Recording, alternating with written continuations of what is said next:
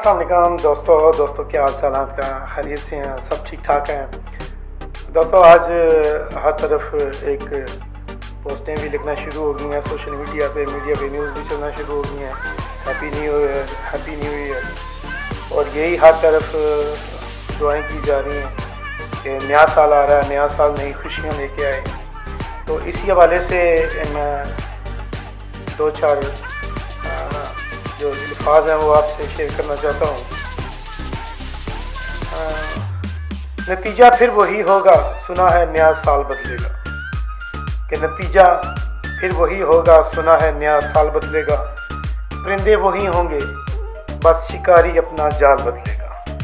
कि परिंदे वही होंगे, बस शिकारी अपना जाल बदलेगा। बदलना है तो दिन बदलो, क्यों बदलते हो इंसानों को? कि बदलना है दिन बदलो, क्यों बदलते हो हिंसों को? महीने फिर वही होंगे, बस साल बदलेगा। और वही हाकम, वही गुर्बत, वही कातिल, वही जालिम। बताओ कितने सालों में हमारा हाल बदलेगा। बहुत शुक्रिया। हमेशा को दुआओं में याद रखिए। अल्लाह हाफिज़।